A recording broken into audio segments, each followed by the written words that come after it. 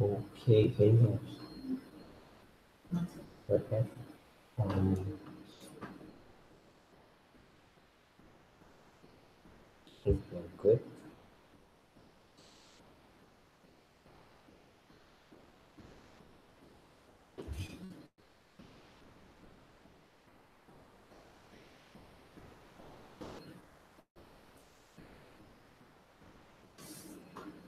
Let me listen.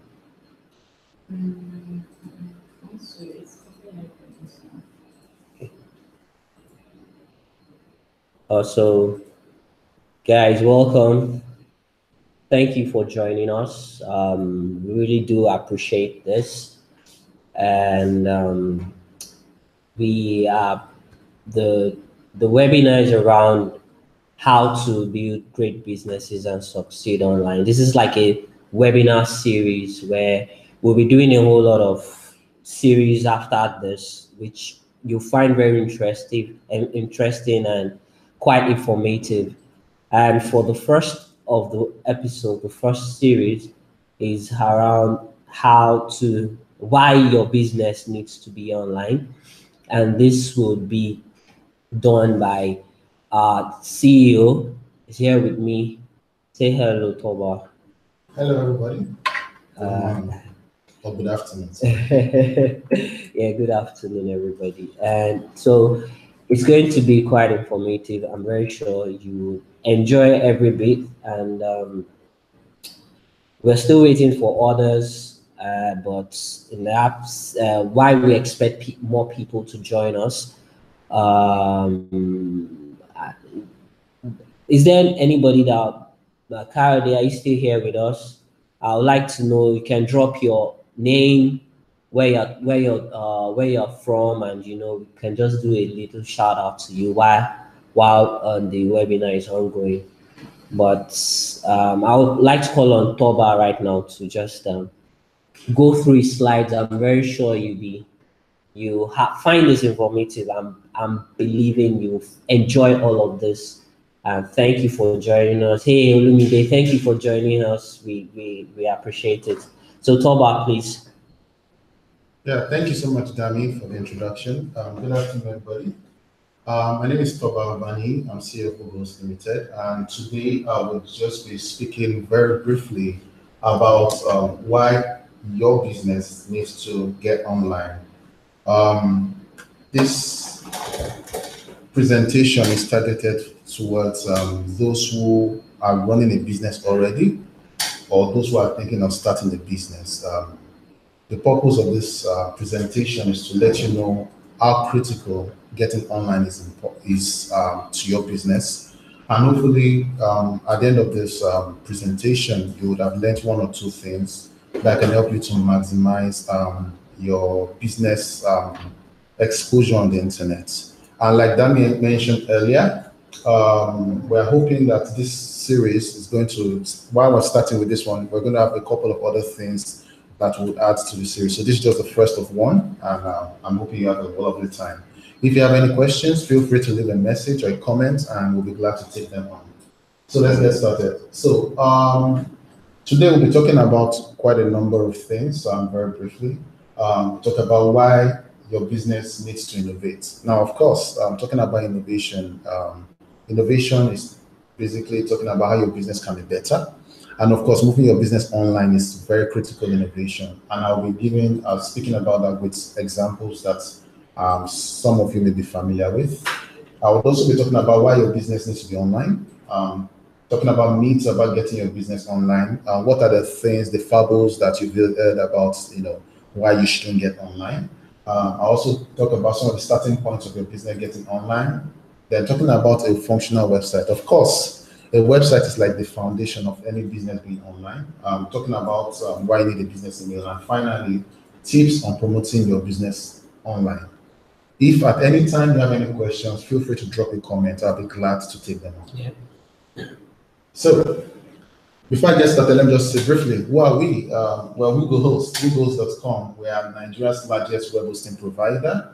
We are pioneer best-selling accredited .ng registrars. We've actually won the award as the largest .ng registrar for 3 years running. We have over 40,000 SMEs that do business with us, and that number is growing. And we offer a wide range of services from cloud solutions to domain registration and everything in between. And of course, with our experience with SMEs and our customers and their needs, that's why we decided to create this webinar series, because we understand that there are still some people that struggle with getting online and maximizing their presence online. Of course, our clientele includes government, includes education institutions, big enterprises, and of course, definitely SMEs. And so the first point in this series, if there's anything you take home, is that a business that does not innovate dies. That is scary, but it's the truth. I'm sure many of us can remember even some very big businesses from maybe a couple of years ago that are no more today. Many times it's simply because maybe competition overtook them, or the realities of the economy, or just simply the fact that alternative to their products that were more affordable and more readily available came into the market, and then they could not respond accordingly. One thing that matters most is that even if your business is doing great right now, you need to keep thinking of how your business can do better. It is very, very important.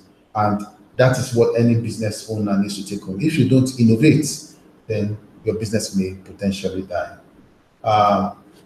And let me give a very example, a very, very interesting example in the innovation in the music industry. Just to, in case if for any reason you cannot see this video very clearly, you can always change the quality of your video to ensure that you're seeing an high quality. Yeah.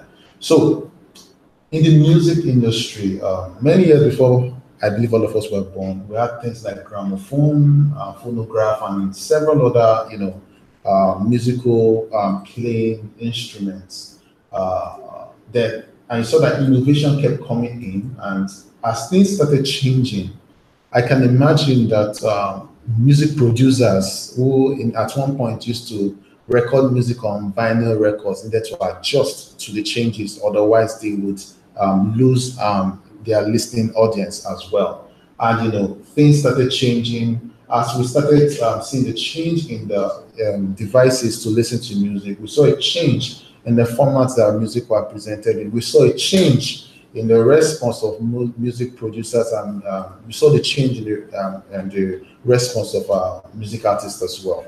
And currently, we've even gone beyond all this, and right now we've gone online, because right now, I'm not sure if you've ever seen, you're watching a video on YouTube and you see an advert, and the advert actually happens to be the music video of an artist that is trying to push himself, and the music video is free.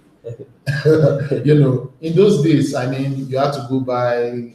Well, for those of you who bought the original CD, right? You go to, you walk up to a store and you buy the CDs. And for those who buy the, the second hand or the unofficial records, you buy it under the bridge or somewhere. But right now, it has gotten so interesting that you don't even buy the music. These artists give you the music for free. And that is because things have changed. People no longer buy music, they listen to it for free. So what artists have done is that they've now adjusted their revenue-making enterprise. Instead of making money from sales of their music, they instead use the music, give it for free to gain popularity. And then from there, they now charge very heavily for their events and their shows. And that is where the world has gone to. And that has changed very drastically because the means of accessing music has basically changed. And that's an example of an industry that's been impacted by innovation. And everyone that plays in that industry had to adjust very, very quickly to that. Another example is communication. Okay, I'm sure in Nigeria, we still remember the story of Naito. I assume that many people still met Naito. For those who didn't, well, that's interesting. Very young. Naito, yes, at home I had a Naito line. I still remember the number 014938253. Yes. Wow. I was proud of that number, because there are very people that Naito lines. And you have to have a physical phone that had physical cable that went all the way around like that. And in those days, telephoning was just a matter of you have to know someone that had the phone, or you buy a Nitel card and you have to walk physically to a place where you find a Nitel store for you to make calls. Then we saw GSMs that flooded the market, and that changed drastically. Around the beginning of when GSM started, there was one business that was very flourishing, One of them was sales of recharge cards. Another one was, make phone call here. Come and make your phone calls here. Because people, not everybody had phones yet. And so some people still needed to pay somebody to make phone calls. And it was a very great business, I can imagine. But right now, I don't think it's that great. Everybody has a phone. Mhm. Everybody prefers to load their phone than, making a phone call outside. And, so that business, imagine someone that's built an enterprise around that. I can imagine how much the person is losing. What about recharge card sales? Now you have the likes of QuickTeller and other several online platforms where people buy recharge cards. Well, for those of you GT Bank 737. And what does that mean? The person that used to build his own model around recharge card has now been beat by innovation because some other persons have made it easier and faster for them to get recharge cards. And what that simply means is that your business may potentially, if you have built a business around selling physical recharge cards, because you failed to innovate, something else has happened. Those are just examples of how businesses have responded or failed to respond to the new climate that we find ourselves in the digital economy. In the two examples I gave, you will realize that eventually everything moved online. Yeah. And what that meant is that people who sold their stuff offline have now found themselves biting their fingers. And I'm going to give a very, very, very good example. Netflix. This is our case study of the day. Netflix. Wow, I love Netflix. It's funny enough, when I heard of Netflix, I only heard about Netflix as an online streaming company. But Netflix was founded in 1997, and the initial business model was to sell physical DVD records, movies in physical DVDs. Then after some time, they included rental services. So that means you could rent your DVD and to then be sent to you via mail. That is what Netflix started with, physical DVDs. Along the way, they realized that the world was going to change and people are going to be consuming content online. And in 2007, Netflix started online streaming. In 2007, that is about more than 10 years ago. Yeah, like 10 years. Yeah, and right now, Netflix is the largest when you talk about video streaming, especially movies, series. And one of the strangest and interesting things, they've gone beyond just streaming online. They've now gone to content production. Yeah. Now, Netflix is owning their content. And for those of you who don't know, Disney is about to start their own, I think Disney acquired Hulu, and Disney is also planning to move all their content to their platforms. So what is happening now is that producers of content, before now, what they do is that they produce content and then they sell the rights of those content. Now, what is happening is that producers of content want to now start owning their content so that they can stream the content and maximize profits. Now, guess what? Who is going to suffer from this kind of moves? Cinemas. Gradually, cinema is going to be a thing of old because why go to a cinema when you can watch it at home? Immediately the movies are released. So, for instance, when Netflix does that, when Netflix releases a movie, the movie is instantly available online compared to the current model, which is that a blockbuster is released and you have to first go to cinema and wait for about 3 months before you can watch it legally at home. Now you can legally, and what that means that piracy would probably not be a cool thing anymore because it's going to be almost, with about $3 on Netflix, you can watch almost anything for a month. So what is happening is simply that Netflix has changed the landscape. And now imagine people who have invested billions in, say, cinemas. What is happening is that they'll start biting their fingers. And what's going to be affected again is satellite TV. The likes of DSTV and High TV and Star Times. While in Nigeria, they may not be feeling the heat as much, but it is potentially coming because what is happening now is that these people are going to gradually prefer to have the content available instantly and have a wide range of content to choose from than watching a cable TV where you have to first wait for when the show will show, you understand, or, you are stuck with buying a decoder and renewing monthly and you feel cheated because you are not around to watch it. But when you have the likes of Netflix, what they do is that the same devices that you're using, the same laptop, the same phone is the same thing you use to watch and stream your videos. And that has drastically transformed entertainment. And that is what is potentially going to affect businesses that have heavily invested in a model that probably won't work in the future. Now, this is an example of a business that innovated. And this is an example of how that innovation can affect businesses that failed to innovate. And this is a very great example of how the digital landscape is transforming everything as we know it. And there are very many examples, even in Nigeria, of businesses that have used the internet to run services that are traditionally offline. Jumia sells clothes, shoes, bags. These are things that probably you go to Alade Market or you go to Eco Market to go buy. But now you can get it online. Jumia Food, you can buy food from any restaurant, well, maybe not any, but quite a number of them, and it's delivered to you right from where you ordered. Hotels.ng, you can book for a hotel wherever you are, and you don't have to always wait to where you've traveled somewhere and gotten to the hotel to book. To let.com.ng, why wait and look for an agent to look for a house when you can just go online to get it? Jobberman.com, why look for a job on by checking newspapers when you can check online, and so on and so forth. These are examples of businesses that are working in Nigeria that have used the digital space to make what many people probably many years ago would have said traditional offline businesses, and they've used the internet to succeed. So what this tells us is that there's a lot of potential online.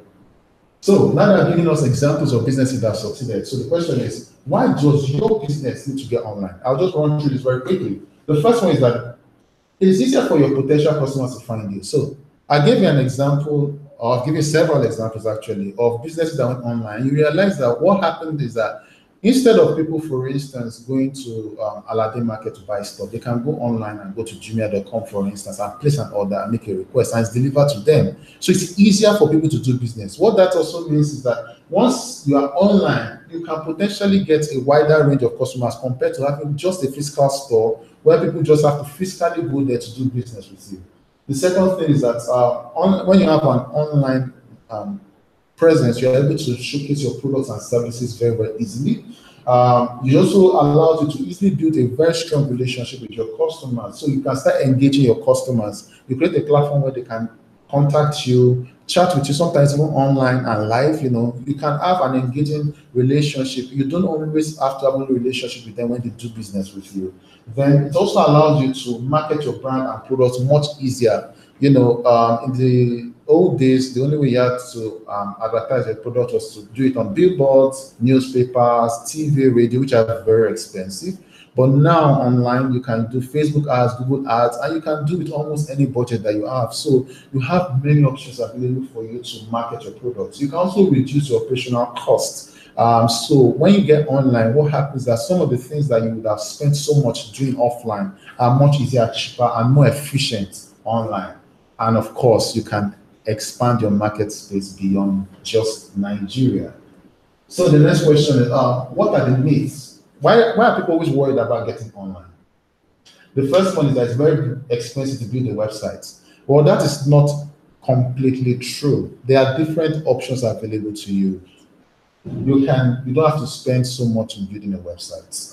If you find a very good provider, you can spend much less. So for instance, if you go with us, there's this project that we were testing and we'll probably bring back. You spend 25,000 building a website, or you can spend 50,000 to build a corporate website, 5,000 to build an e-commerce website. You don't have to spend as much. And there are also other people that you can actually pay less or more. It all depends on your flavor and who you're working with. Second one says that you need to hire a developer or be a developer to have an online site. It's not necessarily true. Most people who build websites now give you a platform for you to actually manage the website yourself with not very little technical skills. You just follow the steps. It's not that difficult anymore. The next thing is that once your business is on social media, that's enough. So there are a lot of people that are doing great on social media, on Instagram and the likes. It's great, it's a good start, but that is not enough, in my opinion. I mean, for instance, if you are running an e-commerce or where you are selling physical products, one of the challenges of doing it on social media is that you are restricted to people actually having to contact you before they can make a sale. But you can actually go beyond that and actually have an online presence that people can pay you instantly. Okay, and besides, social media is great to showcase your product, but how do people know about you? How do people get to understand a lot more about your business? that is not sufficient for social media. The other thing is that you must run online ads before you get people to visit your website. That is not necessarily true. There are other options available to you. So, for instance, if you already have an email list of your customers, you can engage them, send mails to them to let them know about your website. If you have a physical store, you have branded materials where you display your logo. So there are other ways that you can do it. Of course, online ads is very, very important, but it's not the only way. The next is that once you have a website, you immediately start getting new business. So some people have this problem. They build a website today and tomorrow they've not got any sense it has not worked. It's not that, it doesn't work that way. It's just like assuming that once you move to a particular place and you pay the rent, automatically start getting new customers. You need to do some work, visibility, branding, and the likes. So these are some of the myths, and I hope I've been able to convince you otherwise. I know that we said 20 minutes, but just 10 minutes, I'll wrap up this presentation. Okay? 10 more minutes. So, I don't know, are there any questions so far? Not yet. Okay. Not yet. So, guys, please drop your questions if you have any. We'll be glad to have Toba take on them as quickly as we can. Okay, so then the next question is, so if you want to get online, what are the fundamental things you need? Now, this is not an exhaustive list, it's just something to start with. So your business needs to have a functional mobile responsive website. I'll explain what mobile responsive means shortly. Then you need to have online communication tools. So if you have an online presence, people need to be able to converse with you and inform you if they have any questions or ask questions about your product. So one of such online communication tools is email, and that email has to be at your domain. I'll talk a bit about that later. You should have online chat as much as possible. One of the options you can consider is WhatsApp for Business, which is absolutely free. Then the next thing that you need to have active social media presence. You need to be online. At least your business needs to be online. Well, if you're not social, that's not a problem. Find someone who's social to help you out.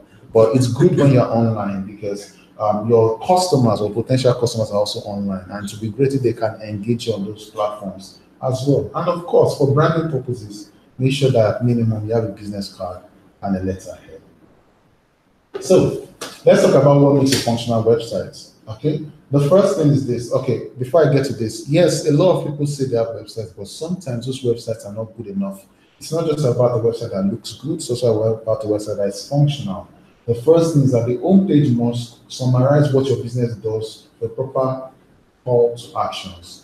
What that means is that when you have a website, the homepage is the most important place because people are going to visit that page, and many people may leave after visiting that page. So you want to have as much details about what you do there as possible. So try to ensure that whenever you have a website built, or if you have a current website, you want to build a website that your homepage summarizes what your business is all about, so people can understand what you do. You understand, and can also say call to actions, maybe if they want to contact you or do business with you. Then the second thing is that the website must showcase your products and offerings clearly. So people should not be confused about where to find what you sell or find your services or your offerings. That should be very, very clearly shown on your website. The third thing is that your website must be optimized for search engines. Now, this is very important. So, earlier we were talking about, how people can get to know about your business or about your website. One of the most important ways is search engine. It's free because people just go there and search for, where can I buy a shoe from or stuff like that. So you have Google search engine is the most popular search engine with I think about 80% plus of searches globally. Chances are when people are looking for something and they don't know where to get it from, they go to Google. And we want a situation where when they go to Google to search for something, they find you. And for that to happen, your website has to be very, very optimized for search engines. So when you're building a website, try to ensure that whoever is doing a website for you helps you with some of the basic steps about getting a website to be search engine optimized. Then the next thing is that your contact address, phone number, and email address must be easy to find. This is very, very critical. People should know how to contact you if they want to do business with you. So when they visit your website, try to ensure that it's right there, especially on the homepage. Okay. Then the next thing is that you should include an online chat option such as WhatsApp to allow potential customers reach you. Yeah. So if someone goes to your website and the person likes what you're offering, but the person wants to ask questions, and we are in the age where people are tired of waiting. So we want to ask you questions and get a response as soon as possible. So an online chat option would be great for your business. So depending on what you offer, but regardless, right, you can just have, and WhatsApp for business is great because it's mobile and goes with you. So you can just have that on your phone and engage your customers. And finally, your website must be mobile responsive. I mentioned that earlier. What does that mean? It means that if people visit your website on a mobile device, they need to be able to see very, very clearly. So if your website is not mobile responsive or doesn't look good on a mobile device, you need to work on that. The reason for that is that about I think about 70 to 80% of Nigerians currently use mobile devices to use the internet. So chances are that customers are going to visit your website with a mobile device and you want them to see what you do and communicate with you. Then I talked about business email initially. So what does a business email mean? A business email means that I know virtually everybody has an email account like at yahoo.com and gmail.com. Those are great. They are free and we love free stuff, but they are bad for business. They are bad for business because if you have a business card, personally, if I want to do business with someone, a person gives me a business card and the business card asks at gmail.com, at yahoo.com, it just, you know, it turns me off, and that happens a lot. It's bad for branding because it doesn't look like your business, is serious about doing business. The same reason why you need a website. Websites are good for branding too. So it's always important that when you have a website and you have a business, you have an email address at the domain name of your website. So if your business is say Nikes Tools or Nikes Shop, for instance, then that means that you have maybe your website is nikesshop.com, then you have an email address, maybe for instance, it can be contact us at nikesshop.com. Okay, so it's going to be at nikesshop.com.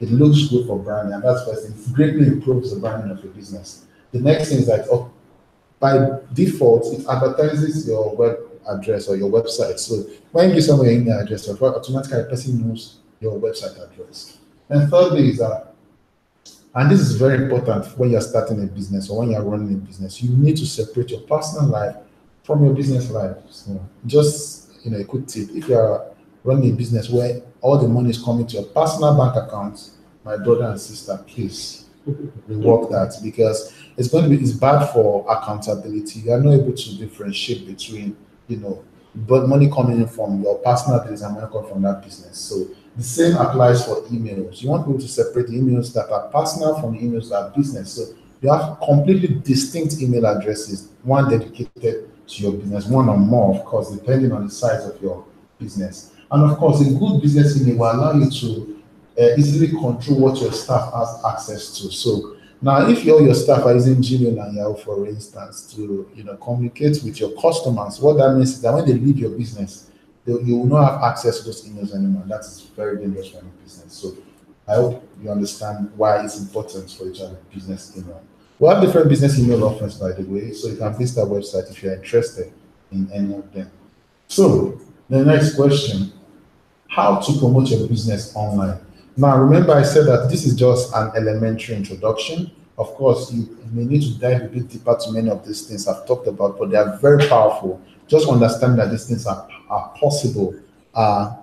The are the beginning steps. And of course, in our series, this webinar series, we'll definitely talk a bit more and dive deeper into some of the subject matter. So this is just an introduction in case if you have more detailed questions about them. So the first thing about promoting your business online, very important. Start with having a great social media presence. Be on Facebook, be on WhatsApp, Instagram.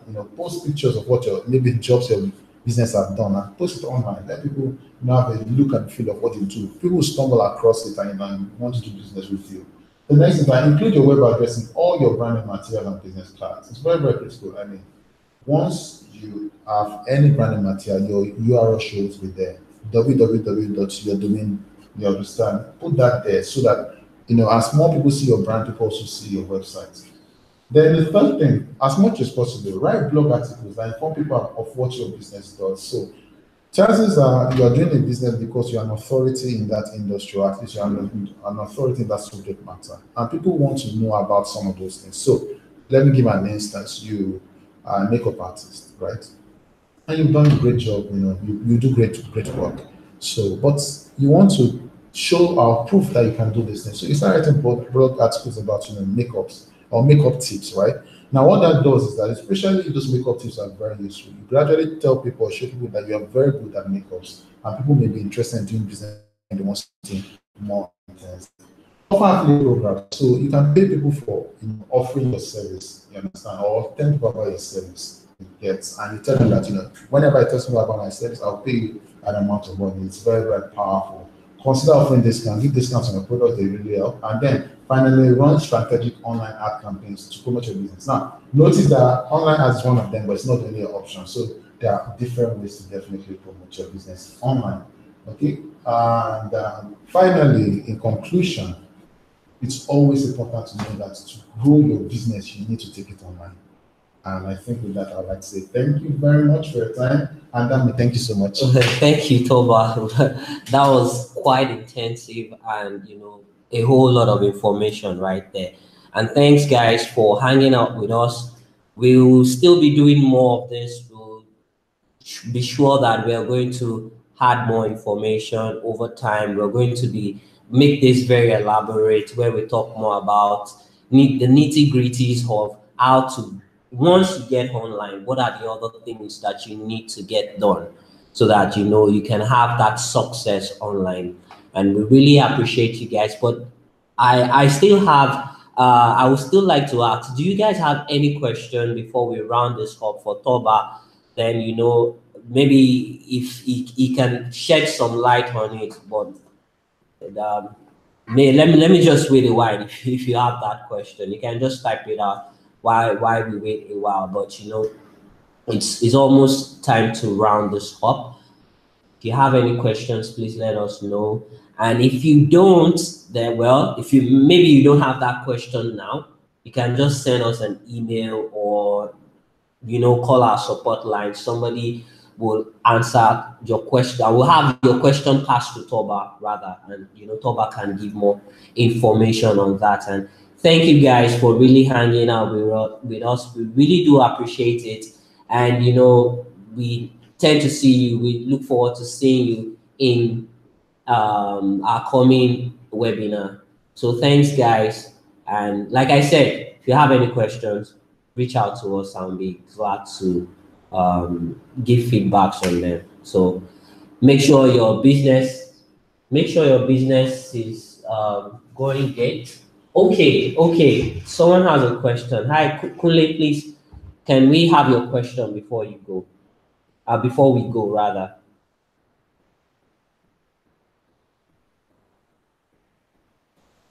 So Toba, Kunle said you should buttress more on online ads and maybe how you think it can add value to his business.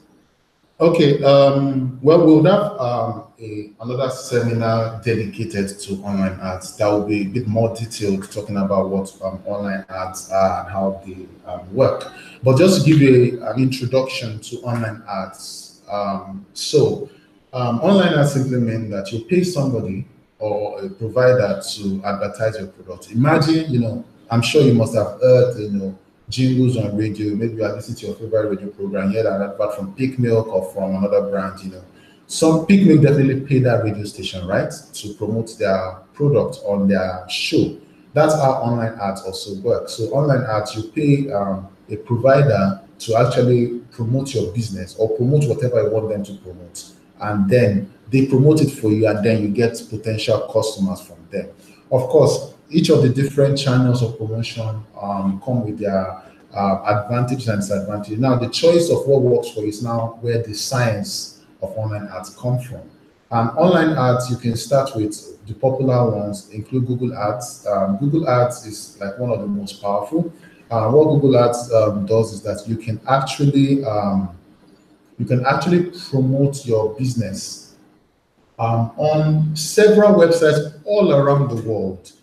Because there's something Google calls Google AdSense. So people who have blogs, like bloggers like say Linda KG, Bella Niger, and the likes, they have some codes put on their website such that some people can run adverts with Google Ads and they will appear on those websites. So it's possible for you to run an advert that appears on say Linda KG's blog without you necessarily conversing with Linda KG. That is how Google Ads works, for instance, and that's a type of Google Ads called Google display ads. Okay, there's also another type called Google search words or Google search ads. Those search ads appear, when you go, someone goes online and searches for where do I buy shoes from, and now you've paid for a keyword called shoes, for instance. So because the person types where do I buy shoes from, your ad may potentially show.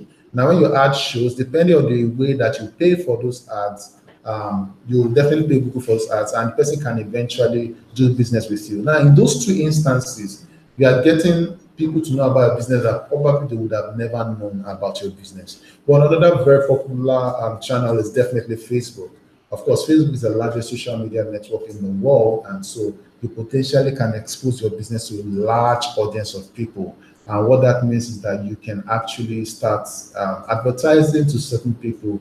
With Facebook, because Facebook is social, so most times your ad have some social elements. So you choose, the location of people that you want to advertise to, the kind of things that they like, their age range, and quite a number of stuff. But like I said, we would have a webinar that talks a bit more about these things, and hopefully you will learn more about that. I hope I answered your question. Yeah, thank you very much, Toba. So guys, you have to wrap up here, but like I said, and we have been reiterating since, this we'll be diving deep and deep and deep into this. We'll be diving deep and deep into this. Also, Toba, Kule is asking another question, which I think you have to be fast about it because we need to round this up. Okay. So he said that, is there no security risks in putting your business online? Okay, the truth of the matter is that there's a risk in doing everything. So, for instance, you get a shop and your shop is, say, in a particular location. Now, there's a risk that it can be robbed. Okay, so would you, because of fear of getting robbed, not open a shop? I guess not. You just put the necessary security things in place to ensure that you're safe. The same applies online. There are security risks of getting online. Okay, and because of time, I can't give examples of those, but there are steps you can take to reduce those risks, just like everything in life. So there's a risk, but let's not think too much about the risk. Let's focus more about the things that we can do to reduce those risks. Yeah. I'm hoping that in this seminar we'll definitely do justice to this. Yes. So let me add to that. In some of the things that we'll be talking about with the webinar, we will also talk about how to manage your risk online on different types of, how to protect your customers, how to protect your business, and all those kind of things. So we'll discuss heavily about that, and we have a whole lot of stuff in package for you in our webinar series. So, but that will be for another time. So thank you guys for joining us. We really do appreciate it. We all have to go right now, and make sure you keep your business thriving. We appreciate everything that you do with us. And lastly,